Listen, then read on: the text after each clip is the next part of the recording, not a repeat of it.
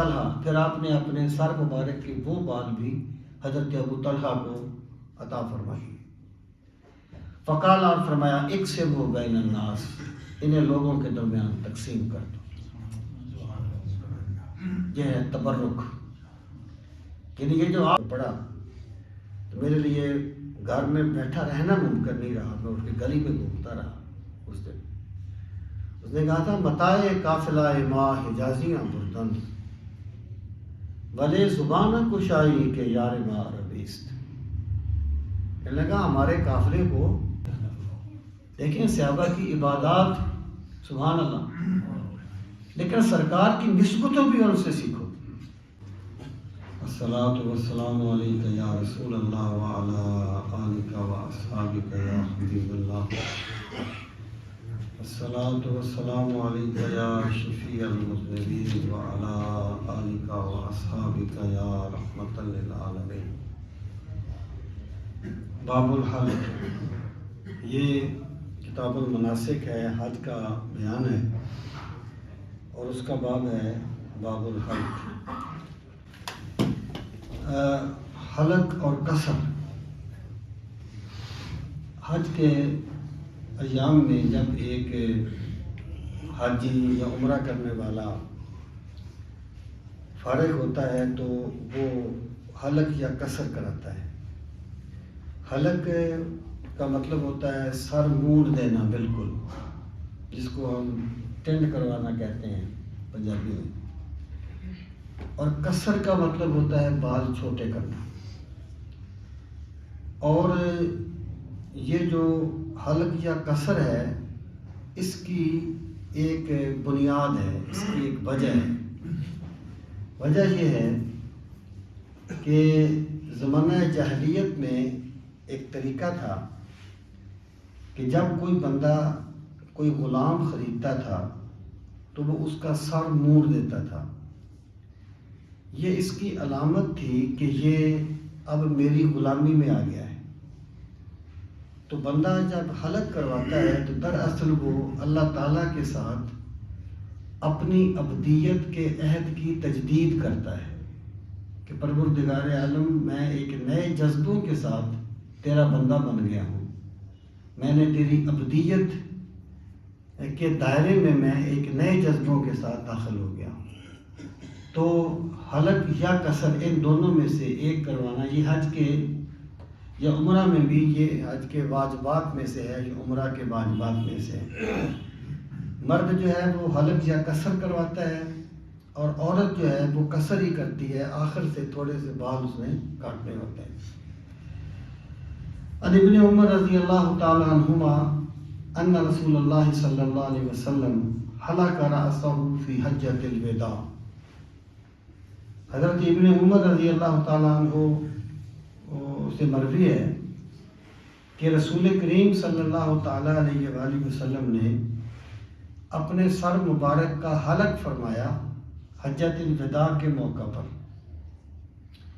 واناس من اصحابہ وقصر بعضهم، اور رسول کریم صلی اللہ تعالیٰ علیہ وآلہ وسلم کے بعض صحابہ نے حلق کیا اور بعض نے قصر کیا، کیونکہ رسول کریم علیہ الصلوۃ والسلام نے دونوں کی اجازت دی تھی۔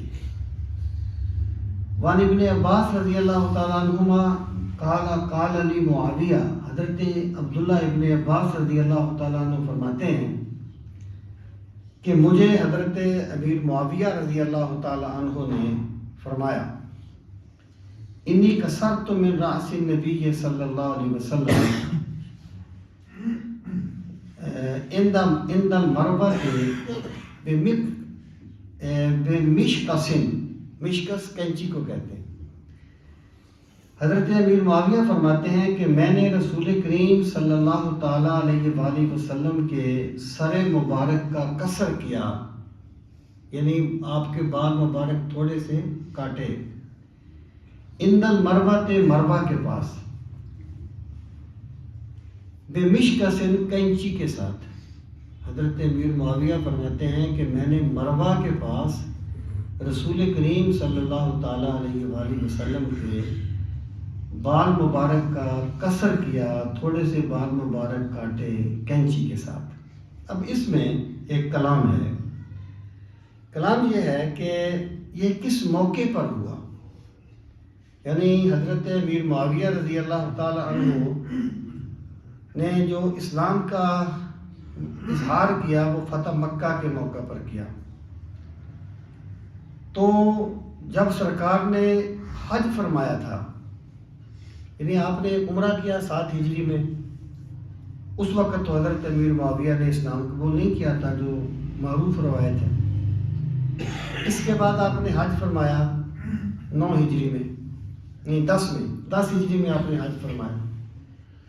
اور جو حج فرمایا ہے اس میں ایک تو سرکار نے حلق کیا ہے، جیسے پہلی حدیث گزری، اور دوسرا آپ نے حج کرام فرمایا تھا، اور حج کرام والا اپنے بال جو ہے وہ مروہ کے پاس نہیں کٹواتا، بلکہ اس نے مینا میں کٹوانے ہوتے ہیں۔ تو حضرت امیر معاویہ نے یہ قصر کس وقت کیا؟ تو محدثین کا خیال ہے کہ یا تو اس سے مراد یہ ہے کہ حضرت امیر معاویہ نے اسلام پہلے قبول کر لیا تھا، اور جب سرکار نے عمرۃ القضاء کیا تھا 7 ہجری میں، تو اس وقت حضرت امیر معاویہ نے آپ کا قصر کیا۔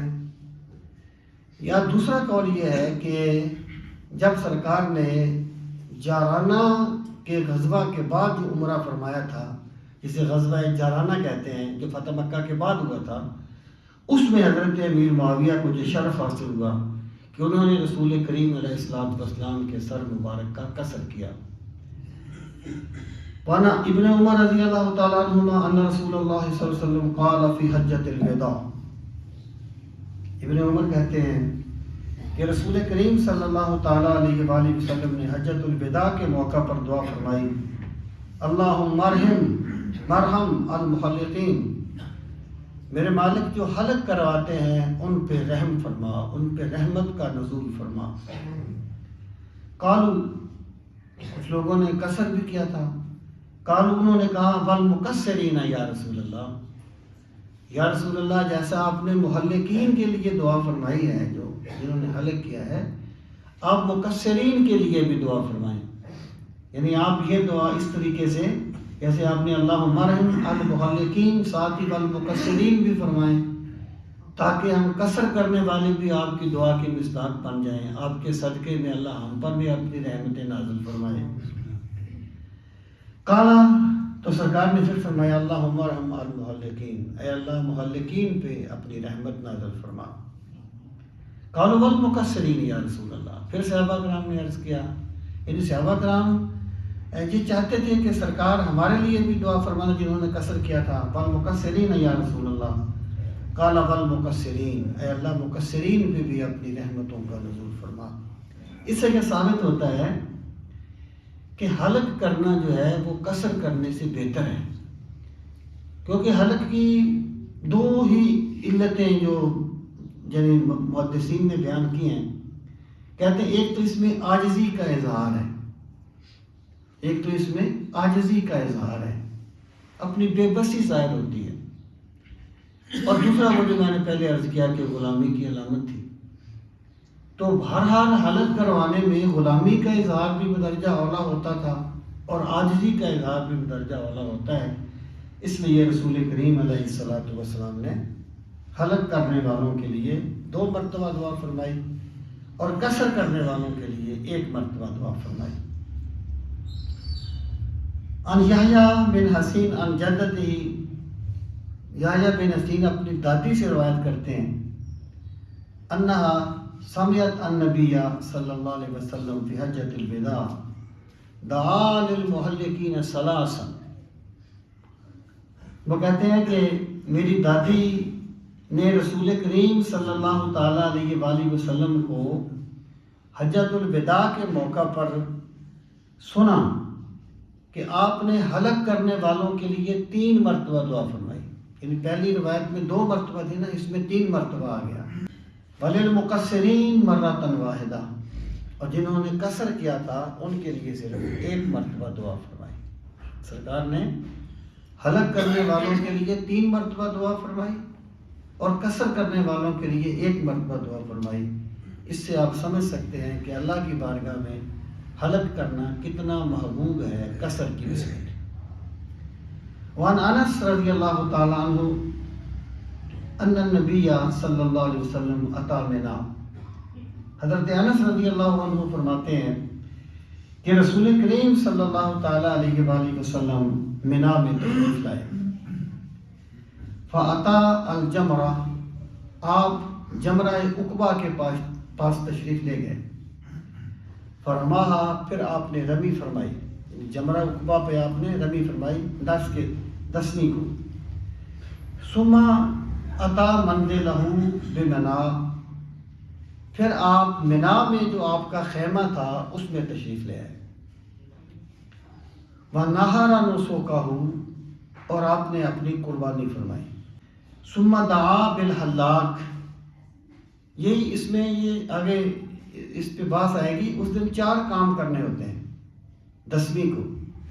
سب سے پہلے رمی ہے، اور رمی کرنے کے بعد پھر قربانی ہے، اور قربانی کرنے کے بعد حلق ہے، اور حلق کے بعد پھر طواف زیارت یا طواف افادہ ہے۔ اس میں جو ترتیب ہے وہ بعض فقہاء کے نزدیک مستحب ہے یا سنت ہے، اور بعض کے نزدیک واجب ہے، اور امام ابو حنیفہ کے نزدیک واجب ہے۔ تو سرکار نے جب قربانی کر لی تو پھر آپ نے حلق کرنے والے کو بلایا۔ جب یہ کہاں پر ہے؟ منا میں، اور یہ یعنی حجۃ الوداع کی بات ہے۔ وَنَاوَلَ الْحَالِقُ شِقَّهُ الْأَيْمَنَ، اور آپ نے اس حلق کرنے والے کے سامنے اپنے سر مبارک کا دایاں حصہ کیا۔ فَحَلَقَهُ، اس نے آپ کے سر مبارک کے دائیں حصے کا حلق کیا۔ ثُمَّ دعا ابا طلحہ الانصاری، پھر آپ نے حضرت ابو طلحہ الانصاری کو بلایا۔ یہ حضرت ابو طلحہ الانصاری وہی ہیں جنہیں یہ شرف حاصل ہے کہ انہوں نے رسول کریم علیہ السلام کی مرکز منور کھودی تھی۔ سرکار کی لحد مبارک جو تھی وہ انہوں نے کھودی تھی، حضرت ابو طلحہ انصاری نے۔ فَآتَاهُ إِيَّاهُ، آپ نے اپنے وہ بال مبارک جو تھے نا وہ حضرت ابو طلحہ کو عنایت فرما دیے۔ ثُمَّ نَاوَلَ الشِّقَّ الْأَيْسَرَ، پھر آپ نے اپنے سر مبارک کا بایاں حصہ جو تھا وہ حلق، وہ جو حلاق تھا، وہ جو حلق کرنے والا تھا اس کی طرف کیا۔ فقال احلق، آپ نے فرمایا اس کا حلق کر۔ فحلقہ، اس نے اس کا بھی حلق کیا، اس حصہ مبارک کا بھی حلق کیا۔ فآتاہ ابا طلحہ، پھر آپ نے اپنے سر مبارک کے وہ بال بھی حضرت ابو طلحہ کو عطا فرمائی۔ فقال، اور فرمایا اقسموا بین الناس، انہیں لوگوں کے درمیان تقسیم کر دو۔ یہ ہے تبرک، یعنی یہ جو آپ سنتے ہیں کہ سرکار کا منہ مبارک، جیسے بال شریف ہے نا کشمیر میں، بال کو کہتے ہیں کشمیری زبان، تو وہاں بھی سرکار کا ایک منہ مبارک تھا۔ اب جو منہ مبارک تھا صحابہ کرام کے پاس، انہوں نے پھر 2 صورتیں کی۔ آپ نے ناخن مبارک بھی ترشوائے تھے، وہ بھی بعض صحابہ کے پاس تھے۔ بعض صحابہ نے سرکار کے یہ جو تبرکات تھے یہ اپنے لواحقین کو نصیحت کی، یہ میرے کفن میں رکھ دینا، یہ میری بخشش کا سامان بنے گا۔ اور میں نہیں سمجھتا کہ لوگ تبرک کا انکار کس طریقے سے کر دیتے ہیں۔ یعنی اگر آپ نے حقیقت کو سمجھنا ہے تو آپ مجاز سے بھی سمجھ سکتے ہیں۔ یعنی ایک بندے کو کسی بندے سے محبت ہے، اس کا شیخ ہے، اس کا دوست ہے، تو اس سے جو چیز منسوب ہوگی تو کیا اس کی نظر میں وہ عام چیزوں کی طرح ہوگی؟ مطلب یہ ہے کہ جو چیز آپ کو کسی محبوب شخصیت سے ملی ہے، فرض کریں ایک پین ہی ہے، ایک آپ نے بازار سے خرید لیا ہے، ایک آپ کو کسی محبوب شخصیت نے دیا ہے، تو کیا آپ کی نظر میں دونوں برابر ہوں گے؟ سوال ہی پیدا نہیں ہوتا، بالکل لاجیکل بات ہے۔ تو میں یہ سمجھتا ہوں وہ کیا ہے جس میں 2 حرف کبھی اس نے لکھے تھے حسرت، میں نے 100 بار وہ آنکھوں سے لگایا کاغذ کہ جس میں میرے محبوب نے 2 حرف لکھے تھے، میں اس کاغذ کو چومتا رہا کہ اس میں محبوب نے 2 حرف لکھے۔ تو رسول کریم صلی اللہ تعالیٰ علیہ وآلہ وسلم کی جس ذات گرامی، آپ کی ذات گرامی کی جس کو محبت نصیب ہوگی، کیسے ممکن ہے کہ وہ آپ سے منسوب چیزوں کا احترام نہ کرے؟ اقبال نے کہا تھا، بڑا کمال کا اس کا شعر ہے اور سچی بات ہے، جب میں نے اس کو پہلی مرتبہ پڑھا تو میرے لیے گھر میں بیٹھا رہنا ممکن نہیں رہا، میں اٹھ کے گلی میں گھومتا رہا اس دن۔ اس نے کہا تھا، متائے قافلہ ماں حجازیاں بردند، ولے زبان کشائی کے یار ماں عربیست۔ کہنے لگا ہمارے قافلے کو عرب کے ڈاکوؤں نے لوٹ لیا، لیکن تم نے عرب کے ڈاکوؤں کو کچھ کہنا نہیں ہے کہ وہ ہمارے محبوب کے دیس کے رہنے والے۔ یہ ہوتی ہے محبت۔ محبت کو سمجھنا ہے تو نہ سے خود محبت کر، کنارے سے کبھی اندازہ یہ طوفان نہیں ہوتا۔ بعض چیزیں کی جاتی ہیں، بیان نہیں کی جاتی، وہ طاری ہوتی ہیں تو سمجھ آتی ہیں۔ رسول کریم صلی اللہ تعالیٰ علیہ وآلہ وسلم ایک مرتبہ ایک خاتون نے، ایک صحابیہ نے ایک چادر سرکار کو تحفہ کے طور پر پیش کی۔ بڑی خوش قسمت لوگ تھے وہ جنہوں نے سرکار کی زیارت کی، جنہوں نے سرکار کی خدمت میں تحائف پیش کیے۔ تو سرکار اپنے گھر تشریف لے گئے، آپ نے اس چادر مبارک کو اوڑھا جس میں اقدس پر، اور باہر تشریف لائے تو ایک صحابی وہاں پر بیٹھے ہوئے تھے، کہنے لگے یا رسول اللہ یہ چادر مجھے عنایت فرما دیں۔ سرکار کا طریقہ مبارک یہ تھا کہ کبھی آپ نے مانگنے والے کو خالی نہیں لوٹایا تھا۔ اعلیٰ حضرت نے کہا تھا نا، واہ کیا جود و کرم ہے شاہ بدہا تیرا، نہیں سنتا ہی نہیں مانگنے والا تیرا، میں تو مالک ہی کہوں گا کہ ہو مالک کے حبیب، یعنی محبوب و محب میں نہیں میرا تیرا۔ تو اس نے کہا اے اللہ کے رسول یہ مجھے عنایت فرما دیں۔ تو آپ گھر تشریف لے گئے، آپ نے وہ چادر مبارک اتاری، دوسری چادر مبارک زیب تن فرمائی اور اسے طے کر کے لا کر اس صحابی کو دے دیا۔ دوسرے صحابہ کرام نے اسے کہا کہ تم نے کیا کیا ہے؟ سرکار کو ایک چیز اچھی لگی تھی، آپ نے زیب تن فرمائی تھی، تو آپ نے کیا کیا کہ مانگ لی سرکار سے؟ اس نے کہا تمہارا کیا خیال ہے کہ میں نے یہ چادر سمجھ کے مانگی ہے، میں نے یہ کپڑا سمجھ کے مانگی ہے کہ میرے پاس کپڑا نہیں ہے تو میں کپڑا پہن لوں گا؟ اس نے کہا میں اس سرکار سے کہ جسم اقدس سے مس ہونے والی چادر کو اپنا کفن بنانا چاہتا ہوں۔ دیکھیں صحابہ کی عبادات، سبحان اللہ، لیکن سرکار کی نسبتوں بھی ان سے سیکھو۔ جن صحابہ سے دوسری چیزیں سیکھتے ہیں نا، ان سے نسبتوں کا احترام بھی سیکھو۔ کہتے ہیں میں تو اسے کفن بنانا چاہتا ہوں، میں نے اس لیے یہ خریدی ہے۔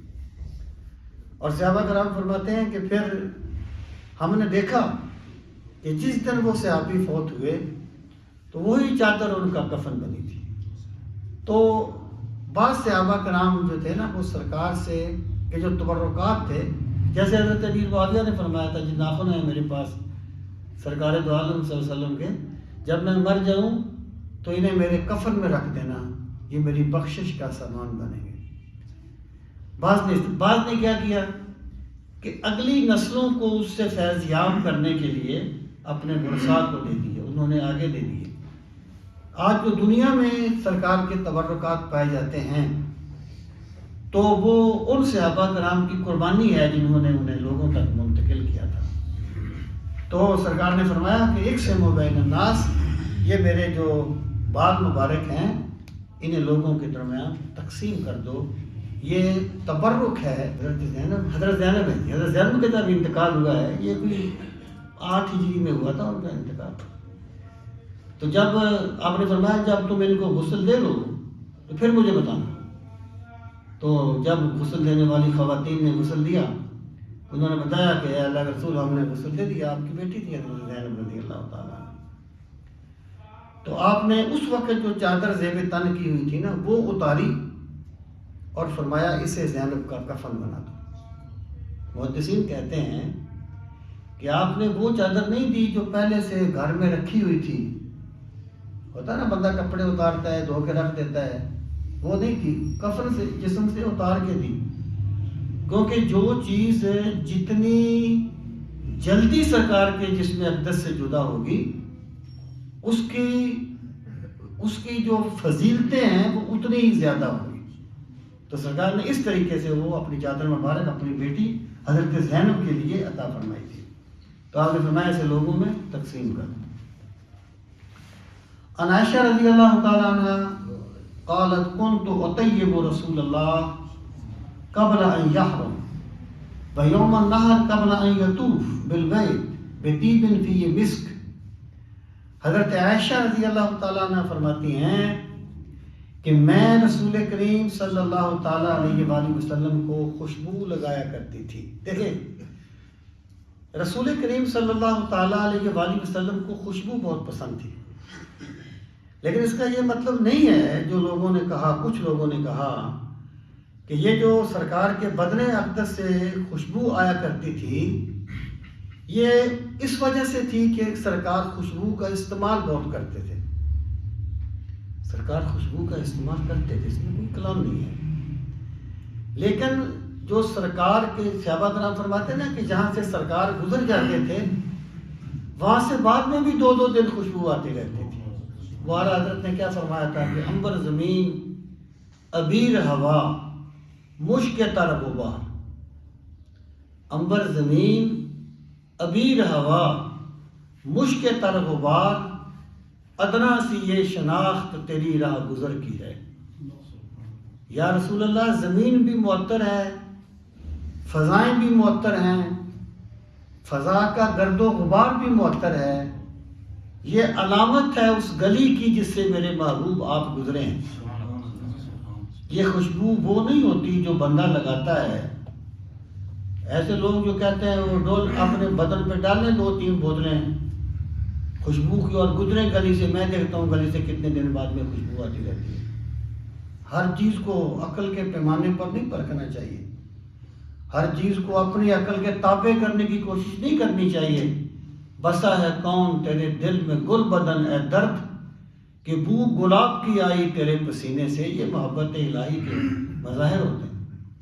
تو حضرت سیدہ عائشہ فرماتی ہے کہ میں رسول کریم صلی اللہ تعالیٰ علیہ وآلہ وسلم کو خوشبو لگایا کرتی تھی قبل ان یحرم، قبل اس کے کہ آپ احرام باندھیں، یعنی احرام کی حالت میں تو خوشبو لگانا جائز نہیں ہوتا نا، اور خوشبو لگا کے احرام باندھنا سنت ہے۔ فیوم النحر، اور 10ویں کے دن، قبل ان یطوف بالبیت، قبل اس کے کہ آپ طواف کریں۔ اس کی ایک وجہ دیکھیں، حضرت عائشہ جو ہے نا رضی اللہ تعالیٰ عنہ، یہ بہت بڑی فقیہ تھی، یعنی خواتین کے لیے اگر میں یہ کہوں نا کوئی 60% دین عائشہ کی نسبت سے آگے پہنچا ہے تو یہ صحیح ہوگا۔ اور اتنا ان کو اللہ نے فقاہت عطا فرمائی تھی کہ صحابہ کرام آ کے ان سے مسئلے پوچھا کرتے تھے، یہ پردے میں بیٹھی ہوتی تھی اپنے گھر میں، صحابہ کرام آ کے مسئلے پوچھتے۔ اس کی وجہ یہ تھی کہ حضرت ابن عباس ہیں غالباً، وہ یہ فرماتے ہیں، وہ بھی فقیہ ہیں، ابن عباس بھی بہت بڑے فقیہ ہیں، وہ یہ فرماتے تھے کہ جب ایک بندہ جب تک طواف افادہ نہ کر لے، طواف افادہ یعنی 10ویں کو جو طواف ہوتا ہے طواف زیارت، اس وقت تک وہ خوشبو نہیں لگا سکتا۔ یہ ان کا اپنا کوئی استدلال تھا۔ تو سیدہ عائشہ اس کے جواب میں فرماتی تھی کہ میں خود سرکار کو خوشبو لگایا کرتی تھی، یعنی انہوں نے اپنا عمل بیان کر دیا کہ میں خود سرکار کو خوشبو لگایا کرتی تھی طواف افادہ سے پہلے۔ اس سے یہ چیز ثابت ہوتی ہے کہ جب حج کرنے والے نے حلق کروا دیا، کپڑے یعنی احرام اتار دیا، تو اب اسے خوشبو لگانا منع نہیں ہے۔ ان یطوف بالبیت بطیب فیہ مسک، جس میں کستوری کی خوشبو ہوتی تھی۔ اچھا، یہ ایک نا دیوبند کے محدث ہیں جن کی ترجمان السنہ بدر عالم میٹھی، ان کا نام ہے بدر عالم میٹھی. ان کی کتاب ہے ترجمان السنہ، بہت اچھی کتاب ہے. یعنی اختلافات بھی خیر اس کتاب میں نظر نہیں آتے جو ہیں ہمارے، لیکن بہرحال اختلاف ہوں بھی تو اچھی بات ہوتی ہے. نبوت کی ساخت پہ انہوں نے جو بحث کی ہے، کمال کی بحث کی ہے. یعنی نبوت کی ساخت پہ کمال کی بحث کی ہے اس بندے نے. اس میں وہ ایک بات یہ کہتے ہیں، وہ کہتے ہیں کہ اللہ تعالیٰ اہل جنت کو جو خوبیاں جنت میں عطا کرے گا، اللہ تعالیٰ نے اپنے پاک نبی علیہ الصلوۃ والسلام کو وہ خوبیاں اس سے کہیں بڑھ کر دنیا میں عطا فرما دی تھی. دنیا میں عطا فرما دی تھی. مثلا آپ دیکھیں کہ اہل جنت جو ہیں وہ اللہ تعالیٰ کا دیدار کریں گے جنت میں. رسول کریم علیہ الصلوۃ والسلام نے فرمایا کہ تم اللہ کا دیدار کرو گے جیسے تم 14ویں کے چاند کو دیکھتے ہو. لیکن اللہ تعالیٰ نے رسول کریم علیہ الصلوۃ والسلام کو وہ آنکھ اسی دنیا میں عطا فرما دی تھی کہ آپ نے اسی دنیا میں اللہ تعالیٰ کا دیدار کر لیا تھا. اس طرح اہل جنت کے بدن سے خوشبو آئے گی. جب وہ کھانا کھائیں گے تو ان کے بدن سے خوشبودار پسینہ نکلے گا جس کی وجہ سے ان کا کھانا ہضم ہوگا. تو اللہ تعالیٰ نے سرکار کے پسینہ مبارک کو اسی دنیا میں خوشبودار کر دیا تھا. تو یہ وہ ہیں چیزیں جو اللہ تعالیٰ نے اسی دنیا میں سرکار کو جنتیوں سے کہیں بڑھ کے عطا فرما دی تھی. تو یطوف بالبیت بطیب فیہ مسک، جس میں کستوری کی آمیزش ہوتی تھی. عن ابن عمر رضی اللہ تعالیٰ عنہما ان رسول اللہ صلی اللہ علیہ وسلم افاض یوم النحر. ابن عمر کہتے ہیں کہ رسول کریم صلی اللہ تعالیٰ علیہ وآلہ وسلم نے 10ویں کے دن طواف زیارت کیا، آخری طواف، اس کو طواف افادہ بھی کہتے ہیں. ثم رجع، پھر آپ لوٹ آئے. یعنی کہاں لوٹ آئے؟ مینا میں. فصلی الظہر بمنا، پھر آپ نے ظہر کی نماز مینا میں پڑھی. بعض روایات ایسی ہیں جس میں یہ ہے کہ آپ نے ظہر کی نماز حرم میں ہی پڑھی تھی، مکہ میں ہی پڑھی تھی. اور اس روایت میں یہ ہے کہ آپ نے ظہر کی نماز مینا میں پڑھی. تو محدثین کہتے ہیں کہ ممکن ہے آپ نے فرض وہاں پڑھ لی اور سنتے جا کے مینا میں پڑھی ہوں، لیکن سند کے اعتبار سے یہ روایت جو ہے مینا میں نماز پڑھنے والی یہ اقویٰ ہے دوسری روایت سے. عن علی و عائشہ رضی اللہ تعالیٰ عنہما، حضرت علی اور حضرت عائشہ رضی اللہ تعالیٰ عنہما سے مروی ہے. قال، دونوں یہ فرماتے ہیں، نہا رسول اللہ صلی اللہ علیہ وسلم ان تحلق المرأۃ راسها. رسول کریم صلی اللہ تعالیٰ علیہ وآلہ وسلم نے عورت کو حلق کرنے سے منع فرمایا ہے. یعنی عورت کے لیے اپنے سر کے بال مونڈنا ناجائز ہے، اس سے سرکار نے منع. اور عورت صرف قصر کرے گی، حلق نہیں کرے گی، قصر کرے گی. عن ابن عباس رضی اللہ تعالیٰ عنہما قال قال رسول صلی اللہ علیہ وسلم لیس علی النساء الحلق. آپ نے فرمایا کہ عورتوں پر حلق نہیں ہے. انما علی النساء التقصیر، عورتوں پر صرف اور صرف تقصیر ہے.